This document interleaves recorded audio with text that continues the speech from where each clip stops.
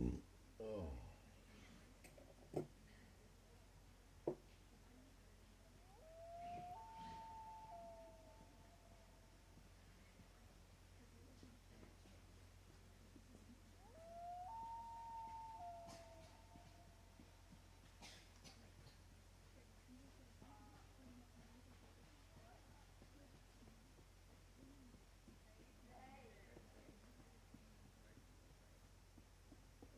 this is fucking heaven. Absolute heaven. This is heaven.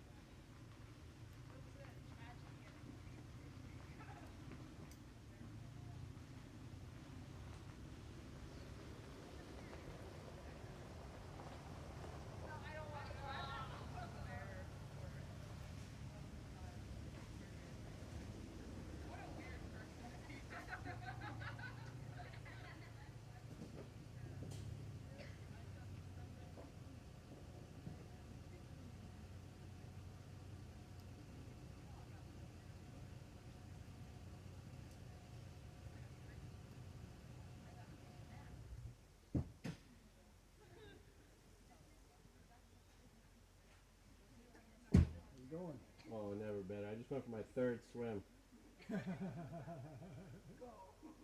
So, Of your life or this hour? yeah, in the last 2 hours, it's like the best thing ever.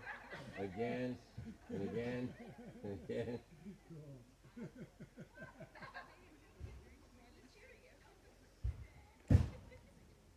I started in Hawaii. I flew to California, rented a car, and I've made it here from there. Oh, wow. Do you live in Oahu or Maui. Maui? Yeah. Oh, wow. Where do you live in Maui? On the Lahaina side. In Lahaina? Yeah. Those are my cousins live in Lahaina, yeah.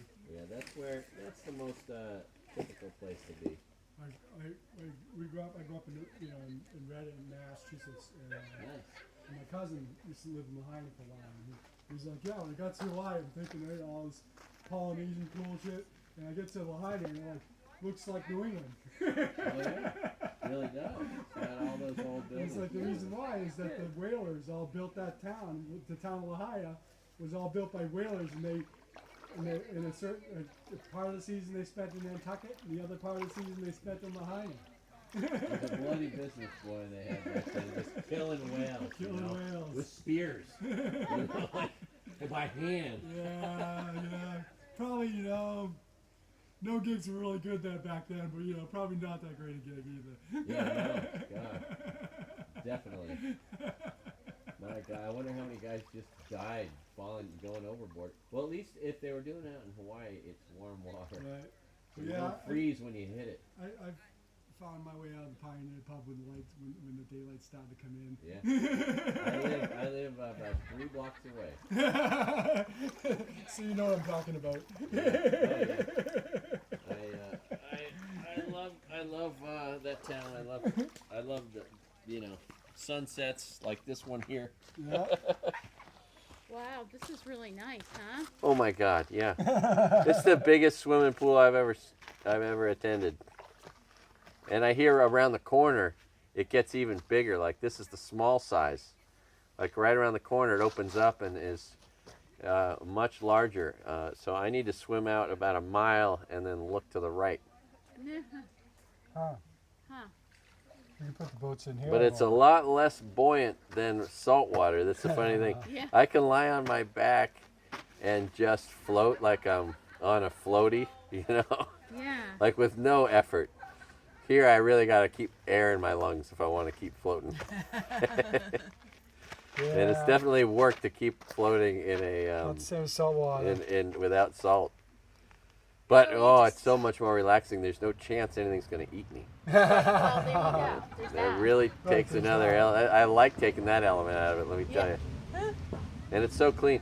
I just, as you go across country, you just dream of a clean lake you could swim in with no, thoughts of pollution or whatnot. And, I had to come all the way here. I mean, I could have stopped and taken a swim in Lake Tahoe. That would have been nice. But I was determined to try to make it here. And now I've realized this is the reason I came. This right here, this literally. place right here. Like, I'm going to come back here with a friend someday, and I'm going to make this the destination again and again, because it's perfect. I'm from Northern California, so now this is going to be the thing. Go all the way across country to here, and then go back. And find a different route or whatever, I'll tell you, one of my favorite places to swim is in the river at Jebediah State Park. Jebediah Smith State Park, you ever been there? Is that in the foothills of the Sierras? It's right. Or where's that? Is that on the east just, or west it's coast? just south of Eureka. Oh, okay. Near Redway. Oh, yeah. They had the reggae festival there. Yeah. The heart of Humboldt County. Yeah. River on the Reggae on the River. Reggae on the river is right there, yeah. I went to that one time. Yeah? Yeah. That was one of our... I went to Santa Rosa Junior College. That whole little Lost Coast area was one of our favorite Sonoma- places to go. We in used to go. Sonoma We lived in Salt Lake for a long time, and kind of when we had the Ocean Jones, that's where we'd go. Because we grew up here, she grew up in Kittery, and I grew up in Well, Kittery sure is. I got lost in Kittery, but it's funny because you see all these indications that totally different than Maui. Where it's like no one's going, hey, you can't park here, you can't go here. Kittery, every place is like, for residents only, No parking. you know, all over the place. This parking's for residents only. These 2 spaces are for outsiders. It is a thing. And I was thinking about if we were that way in Maui, it would just be crazy because everyone would be just fighting over everything all the time. Yeah, it never used to be that way until like the last. Yeah. Well, the 5 more years or people so. come in, the more defensive people get. Yeah. They're getting that way where we are because we're getting inundated too. And we don't have the services for everybody. Right. The airlines don't seem to have any sort of anything. They just book flights as they are demanded. Yeah. And as Right. demand increases, they just book more flights. And everybody tries to figure out all the rest. Yeah. You know, Sure. like there is no coordinates. I'm blown away. I'm astounded by that. Like you would think that there should be some sort of higher thinker up there saying, hey, you know, let's coordinate all this stuff. I had a buddy who lived in Kihei, and he was like living in. He was basically living. He was in Kihei. He was living in like in like the driveway, like a camper Yep. in like the driveway. Yeah. You take what you can get, you know, especially at first. And it was classic. Yeah, and affordability is an issue. Crazy sometimes. there, I'm sure. I'm very lucky. I have a great situation. I pay $800 for, and it includes everything, Wow. and it's not that small, Right. and it's just me. So it's got a full kitchen and bathroom, and Right. I feel like a king. Although I think when you live with other people, you just do a little more because there's just more energy bouncing around. Yeah. Yeah. It's yeah. so easy to just like do nothing when you. And the pandemic didn't do me any good at all. Let me tell you. Right. Yeah. I did a lot of nothing. Although I was rewarded, you know, it's the first time in life I've ever been affirmed. Like, here, pat on the back. Good job. You did nothing. You stayed home. You didn't do anything. You didn't go anywhere. You know, like. Whereas any other time in history, people would be made to feel Slack up. guilty or, oh, I'm a terrible person. I'm staying home. I'm doing nothing. You know, you might really look inward and think that there's something amiss. But during this whole time, it's like, oh no, they've been telling me that's what I'm supposed to do. So it's okay. You You're know. doing your job. Yeah. And nowadays, man, you know, whether it's I go from YouTube, which is just How was Hawaii? Was ton that, of was that distractions. wicked? oh, it was incredible. It was like this with no people. You know, just like Oh, that- because it could fly in. no, yeah, there was nobody there. Right. We had the place. I've had a vacation like you can't imagine for a long time. Right, I could see And that. Sweet. I had a pretty good job at the front door of the Ritz-Carlton, making about 60 grand a year. But it just so happens that's exactly the max. If you want to trigger the most you can get, Right. 60 grand is the most that they'll give you. 60% of 60 grand, typically, right? I guess I'd never been on unemployment. I had no idea, but I learned quick. And but then they added a little to that, and so it all worked out well. And yeah, when I go back, I'll go back to work. I finally got vaccinated, and you know now I feel like I won't die if I do go to work, which is good. Yeah, yeah. It's a definitely good. weird thing, and now the Delta variant, you know, isn't really making me want to rush out back to work, and because inevitably I'll be working probably around a lot of people. Right. So I'm happy to But it procrastinate. sounds like, you know, I don't know, from what I hear, kind of what I'm, you know, I think that if you're vaccinated, yeah, you're like, not going to die. you're thank not, God. right, you're not going to get wicked sick. You Yeah. might get it, but you Yeah. might not, you're not going to get wicked sick. It's not going to be like, Exactly. you know. I love it. Oh, that word hospital. wicked. See, I want to become a comedian someday, which I can't do where I live, and that is an old. I mean, the Oh, reality is that word, Partying like wicked hard and drinking when some I beers. when I was when I flew to Bangor with my bicycle and rode back. When you get back, you know, tell me, In I was 91, that partying was- wicked hard and I that drank was- some beers with drink some beers with some buds. It's so great because that word you figure, but think about it. That word's probably been going strong since like the 1700s, right? Right. When there were wicked Right. has always been part of our vocabulary Right. here, and I bet that's not like just something that's been around for 30 years or 40 years or 50 years. I mean, I bet you they were saying that in the 1800s. I saw You know what I mean? In New England, guaranteed. I run around people. Wicked.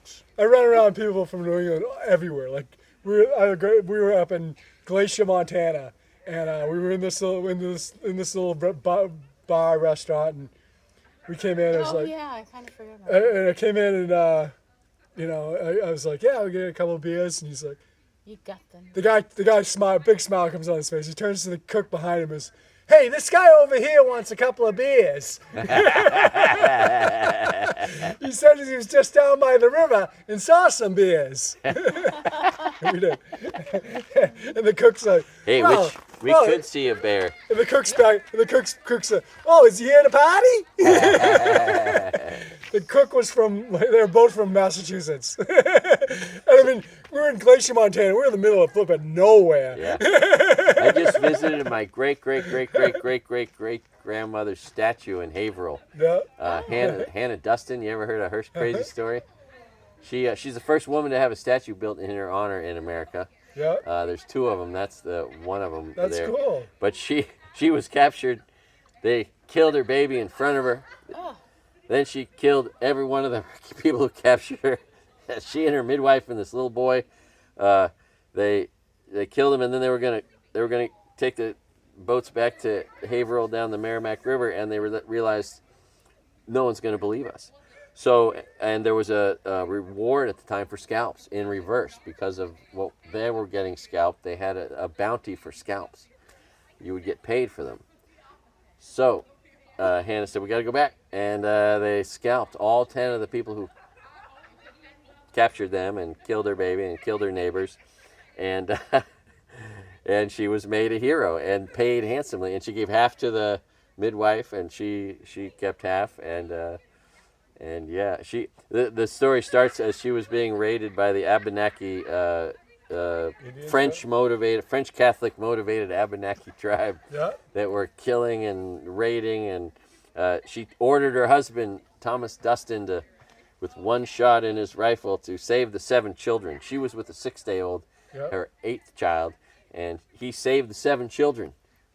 One of those had a daughter that became married to Amos Bradley, last name Bradley, and that's my bloodline. So that's how she's my great grandmother, Wow. which is fun. pretty You're cool. kind of an asshole too. Oh well, yeah. The first Bradley, Daniel Bradley, came in 1635 on a ship called the Elizabeth. He was a selectman in Haverhill in the 1600s, and then his son was also a selectman in there. And then my great grandfather graduated before it was called MIT as a civil engineer, got on a ship called the Bark Orion, sailed around South America to San Francisco in 1849, and then was the first surveyor in Nevada City. Wow. Do the first city map of Nevada City. That's cool. And then his son became the greatest mining engineer of all time. There's a mountain named after him in Alaska. If you go to Juneau and you look across at Douglas Island, there's Mount Bradley, named after my great-grandfather. Okay. Wow. He set world records for getting the most gold out of a ton of low-grade ore. I just visited him in the Miners Hall of Fame. He and Herbert Hoover were the first 2 people admitted. They were good buddies. They were both members of the Bohemian Grove, which is interesting. The controversial. It's now a big, conspiracy theorist. It's fodder for conspiracy theorists. That's where the Manhattan Project was born, ultimately. But and all sorts of other stuff. The Bohemian Grove. Yeah, Reagan and